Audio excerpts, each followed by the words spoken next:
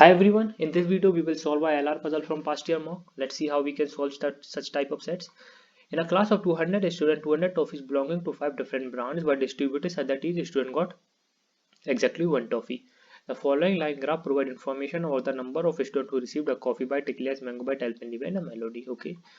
अब देखते हैं हमारे कॉफी बाइट कितना है 43, ये हमारा है 39 और मैंगो बाइट हमारा कितना है 27, ये है हमारा 31 एंड ये हमारा 60. The student exchange the toffee among themselves and after the completion of their notice that no child has the same brand. Okay, same brand किसी के पास नहीं, same brand of toffee that he or she had earlier. Okay, तो same brand नहीं है तो हम यहाँ पर क्रॉस लगा सकते हैं अभी के लिए. ये हो गया हमारा cross. And each student had exactly 1 toffee. Okay, after the completion of the exchange, the following observation were made. Okay, out of the student who initially had a coffee bite, the number of students who ended up with an eclairs, mango bite, alpenlibe and melody was 8, 11, 13 and 11. तो coffee bite वाला हमारा ये है 8, जो exchange के बाद यहाँ पे eclairs आ गया जिनका जिनका मैंगो बाइट आ गया सो ऑन. ओके, तो 8, 11, 13 and 11. Out of the student who initially had a mango bite, the number of students who ended up with a coffee bite and eclairs were 3 and 16. 3 and 16. Okay. Out of the student who initially had an alpenlibe, the number of students who ended up with a coffee bite was 8. Okay. Out of the student who initially had a melody, the number of students who ended up with a alpenlibe was also 8. Okay, the alpenlibe was also 8. Okay. तो देखिए अब हमारे यहाँ पर भी total same ही होगा क्योंकि हम यहाँ पे एक्सचेंज कर रहे हैं. ओके, अब मैं आपको समझा देता हूँ ये क्यों हमारा यहाँ पे टोटल सेम आएगा. वैसे इसकी ज़रूरत तो नहीं थी पर फिर भी मैं समझा देता हूँ. जैसे हमारे इक्लेयर्स जो हमारे कॉफ़ी बाइट वाले हैं, सपोज उनमें से 8 स्टूडेंट ने अब इक्लेयर्स लिए. ओके, उन्होंने 8 स्टूडेंट ने अब इक्लेयर्स ली. ओके, तो जो हमारे ये 8 स्टूडेंट जिनसे उन्होंने इक्लेयर्स ली होगी, उन्होंने भी तो कुछ ना कुछ तो एक्सचेंज में रिसीव किया होगा. ओके, भले ही वो कॉफ़ी बाइट वालों से रिसीव नहीं किया होगा पर किसी और से किया होगा, तो यहाँ पर हमारा टोटल तो सेम ही रहेगा. ओके, हमारे जो टॉफीज है वहाँ पे इंक्रीज और डिक्रीज तो कहीं नहीं होगा. टॉफीज तो हमारी सेम ही रहेंगी भले वो एक्सचेंज में किसी से कम ज़्यादा लें. ओके, पर हमारा टोटल बिल्कुल सेम ही रहेगा. ओके, और ये आपको ऐसे भी समझना है अगर कभी भी आपको किसी सेट में एक्सचेंज रिलेटेड वर्ड आए तो वहाँ पे हमारा रोज और कॉलम का टोटल जो होता है वो हमेशा सेम होता है. ओके, तो आपको इसमें कंफ्यूज नहीं होना है. अब देखिए यहाँ पे तो और कोई इन्फॉर्मेशन हमारे पास गिवन नहीं है, तो हम एक काम करते हैं, हम क्या कर लेते हैं, हम यहाँ पे कोई वेरिएबल्स लेते हैं. अब इस टाइप के सेट में जब आपके पास और कोई इन्फॉर्मेशन ना हो तो आपको यहाँ पे वेरिएबल्स लेने चाहिए. मैं आपको बताता हूँ किस तरह वेरिएबल से सेट सॉल्व कर सकते हैं. अगर मैं यहाँ पे ए ले लूँ कि हमें पता है यहाँ का टोटल कितना 43, तो बाकी कितना बचा हमारा, यहाँ पर होगा हमारा 32 माइनस ए. ओके, यहाँ पर अगर मैं बी ले लूँ तो यहाँ पे मेरा कितना बचा 16 प्लस 24, तो 39 से सब्ट्रैक्ट करेंगे तो हमारा बचा 15 माइनस बी. ओके, यहाँ पर अगर हम सी ले लेते हैं तो हमारे यहाँ हो गया 21, तो यहाँ पे हमारा बचा 10 माइनस सी. ओके, आप कहीं पर भी ले सकते हो, उससे कोई फर्क नहीं पड़ेगा. ओके, अब देखिए यहाँ पर हमारा टोटल है 27 और हमें पता 3 और 16 हो गया हमारा 19, तो यहाँ पर हमारा आएगा 8 माइनस सी. और देखते हैं कहाँ पर एक वेरिएबल और लेना होगा हमें, अगर हम z यहाँ ले लेते हैं. ओके, अब देखिए यहाँ पे हमारा टोटल 60 है तो हमें 60 में से ये सब सब्ट्रैक्ट करना होगा तभी हमें यहाँ की वैल्यू मिलेगी. हम इसमें इसको सब्ट्रैक्ट करता हूँ 32 प्लस 8 40 एंड 15 55, तो 60 में से 55 निकालेंगे तो 5 और हमारे a और b का साइन अपोजिट हो जाएगा. ओके, तो फिर 5 प्लस a प्लस b हो जाएगा.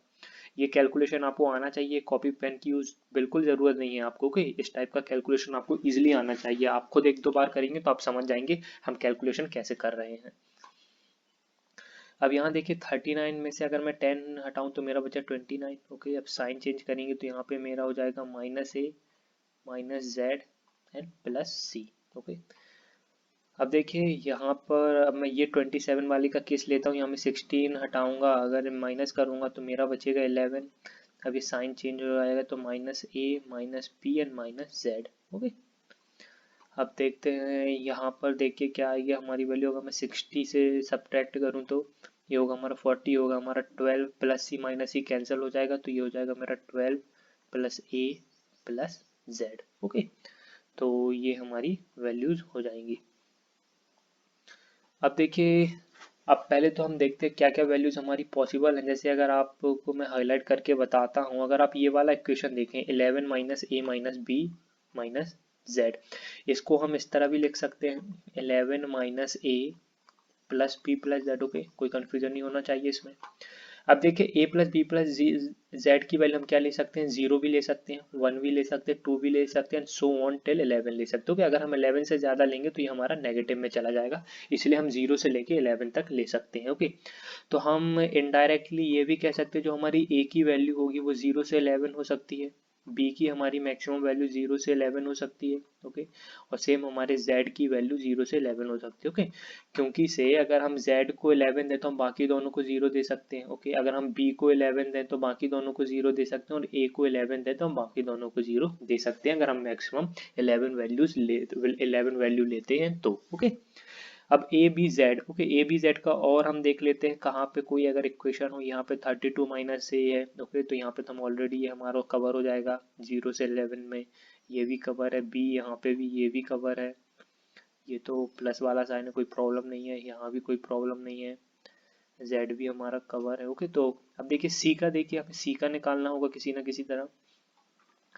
अब सी का देखिए, हम सी का क्या ले सकते हैं, हमें पता है, देखिए मैं इसको हाईलाइट कर देता हूँ थोड़ा। आप देखिए 8 माइनस सी मीन्स हम सी की वैल्यू कितनी ले सकते हैं, सी की वैल्यू हम ले सकते हैं 0 से 8। ओके, और यहाँ पर देखिए आप, यहाँ पे हमें गिवन है 10 माइनस सी, यहाँ पर हम ले सकते हैं सी की वैल्यू 0 से लेके हम ले सकते हैं 10 तक। ओके, 0 से लेके 10 तक। पर आप देखिए अगर हम 9 और 10 लेंगे तो हमारा ये वाला इक्वेशन जो है 8 माइनस सी वाला, ये पॉसिबल नहीं होगा, ये नेगेटिव में चला जाएगा।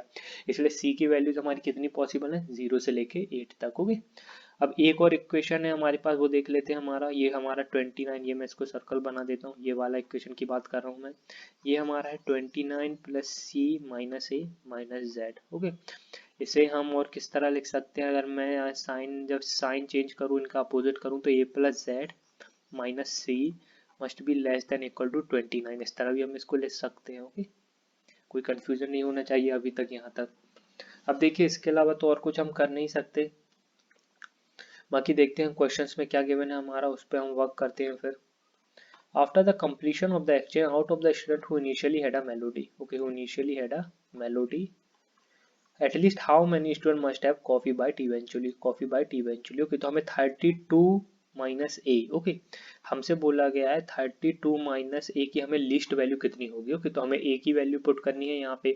ए को अगर हम 0 देंगे तो यहाँ पे वैल्यू हो जाएगी 30, और ए को अगर हम 11 देंगे तो यहाँ पर हमारी वैल्यू हो जाएगी 20। तो हम देख सकते हैं लिस्ट वैल्यू कितनी है, सॉरी 21। तो हम देख सकते हैं लिस्ट वैल्यू कितनी है 21, तो हमारा आंसर कितना हुआ 21।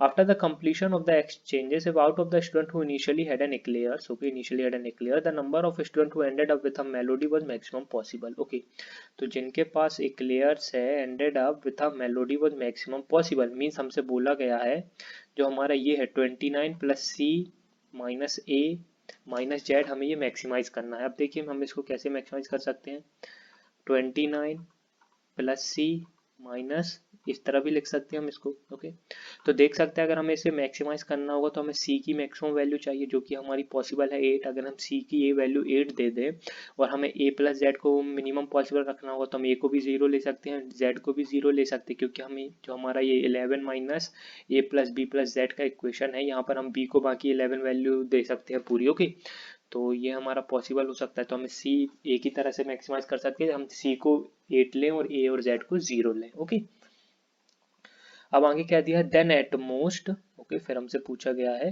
Then at most how many of those student who had a mango bite after exchange has a melody initially. Okay, had a melody initially और mango bite after exchange means 5 plus ए plus b. Okay, ये हमसे maximum value पूछी, एक बार देख लेते हैं maximum value पूछ रहा है। हाँ, then at most. Okay, then at most की बात हो रही है, मीन्स ये हमसे मैक्सिमम वैल्यू पूछ रहा है। ओके, तो हमें ये पूछ रहा है कि 5 प्लस ए प्लस बी की मैक्सिमम वैल्यू कितनी होगी। ओके, तो हम देख सकते हैं ए की वैल्यू तो हमने 0 ली थी, पर हम बी को बाकी पूरा 11 दे सकते हैं, मैक्सिमाइज कर सकते हैं। तो हमारा 11 प्लस 5 कितना हो गया 16। ओके, और हमें पता है हम उस इक्वेशन में 11 भी ले सकते हैं। ओके, तो सॉरी यहाँ कहाँ लिख रहा हूँ मैं, यहाँ पे ये हो गया हमारा 16। ओके, क्योंकि हमें पता है हम यहाँ पर जो हमारा ये इक्वेशन है यहाँ पर हम मैक्सिमम पॉसिबल वैल्यू 11 ले सकते हैं। ओके, अब देखते हैं आगे और क्या इन्फो और क्या कौन सा क्वेश्चन में हमसे क्या पूछ रहा है। After the completion of the exchange if out of the student who initially had an eclair 7 had a mango bite. Okay, जिसके पास एक्लियर से 7 had a mango bite means हमसे यहाँ पे बोला गया है कि हमारे z की वैल्यू कितनी है 7। ओके, हमसे बोला गया है z की वैल्यू है 7। अब और क्या पूछा, then what was the maximum, कि हमें मैक्सिमाइज करना है। Maximum number of student who initially had a Melody and ended up with a mango Bite. Who initially had a Melody, ये है हमारा हो गया, और ended up with a mango bite means हमें अगेन 5 प्लस ए plus B को maximize करना है। ओके, तो देख सकते हैं, मैं इधर पे थोड़ा इरेज कर देता हूँ थोड़ा स्पेस के लिए। Okay,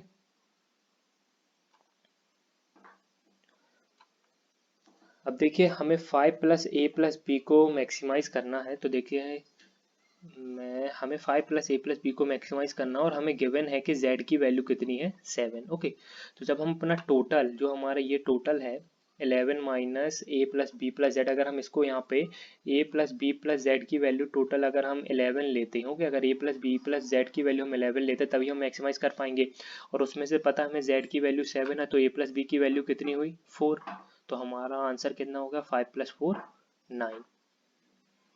Out of the students who initially had an eclairs, what was the maximum number of students who ended up with either a coffee bite or a mango bite after exchange? Okay, who initially had an eclairs ended up with a coffee bite or a mango bite after exchange. Means हमें a plus z को maximize करना है। Okay, again काफी easy question है, अगर आपने equation पहले बना लिया है। हमें a plus B plus Z का तो हमें पहले ही पता है, हम इनको मैक्सिमम पॉसिबल 11 ले सकते हैं। और अब हमें मैक्सिमाइज करने किसे बोला है, a प्लस जेड को। तो अगर हम b को 0 ले लें तो a प्लस जेड हमारा वैसे भी मैक्सिमम पॉसिबल 11 हो सकता है। ओके, तो हमारा आंसर हो गया 11। सो गाइज यहाँ पर हमारा सेट सॉल्व हो गया है। काफ़ी ट्रिकी सेट था, थोड़ा डिफिकल्ट सेट था। अगर आपने इस टाइप का सेट कभी सॉल्व नहीं किया होगा तो काफ़ी मुश्किल हुआ होगा कि आप इस टाइप का सेट सॉल्व कर पाएँ।